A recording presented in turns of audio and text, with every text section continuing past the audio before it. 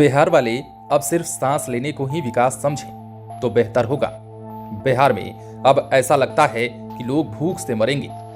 विकास, नौकरी और रोजगार की बात तो छोड़ दीजिए, दाल, रोटी, चावल और सब्जी पर भी आफत आ गई है। ऐसा इसलिए कह रहे हैं क्योंकि अब एक बार फिर से बिहारियों को महंगाई की मार झेलनी पड़ेगी। चाहे आटा हो, चाहे उसना चावल हो या फिर बासमती, इन सभी के दाम बढ़ गए हैं। घर के किचन से लेकर रोड तक पर चलना लोगों के लिए मुश्किल होता जा रहा है। मसाला से लेकर मैगी तक, दूध से लेकर पनीर तक और दाल से लेकर तेल तक, जिसका नाम लीजिए, सब मुंह फाड़े खड़े हैं आपकी जेब की तरफ। ऐसे में सवाल यह है कि बिहार के लोग किसे विकास समझे? क्या सिर्फ जिंदा रहने को ही विकास कहा जाए? ऐसे कई सवाल हैं। खैर, चलिए अब हम आपको खबर के बारे में बताते हैं। दरअसल बिहार में पिछले 5 दिनों में आटा और चावल के दाम में वृद्धि देखी गई है। खुदरा बाजार में खुला आटा 35 रुपए किलो से बढ़कर 37 रुपए किलो तक जा पहुंचा है। महंगाई का असर ब्रांडेड आटा पर भी देखने को मिल रहा है।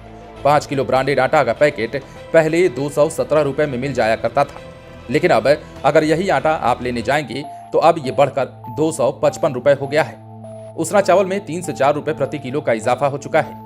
वहीं बासमती चावल 10 रुपए प्रति किलो महंगा हो चुका है। बिहार खुदरा विक्रेता महासंघ के महासचिव रमेश चंद्र तलरेजा की माने तो यूपी, बिहार और पश्चिम बंगाल में इस बार धान की फसल खराब हुई है। साथ ही चावल और गेहूं का एक्सपोर्ट अधिक हो रहा है। इसके साथ ही किसानों ने भी अपने स्तर पर माल को रोक रखा है। यह भी बताया गया है कि खरीदार अधिक हैं और माल का आवक कम है।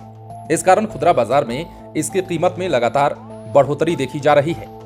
जहां तक गेहूं का सवाल है तो सीजन अंतिम चरण में है और इस वक्त हर साल गेहूं की कीमत में कुछ न कुछ इजाफा रहता है और गेहूं की बढ़ती कीमतों के कारण ही फिलहाल आटे के दाम का बढ़ना भी बताया जा रहा है। लेकिन सवाल ये है कि अब उसना चावल और अरवा चावल जिसकी हम बात कर रहे हैं वो भी खाने वाले बिहार में बहुत है। उसना चावल के भरोसे कई आम लोग रहते हैं और ज्यादातर लोग इसी का प्रयोग बिहार में खाने के तौर पर करते हैं। सवाल ये भी है कि उन गरीब लोगों का क्या होगा जो 2 वक्त की रोटी मजदूरी करके गुजारा करते हैं। अब ऐसे में 5 किलो का ब्रांडेड आटा अगर खरीदने जाते हैं तो 217 रुपए की जगह 225 रुपए आपको चुकाने पड़ेंगे।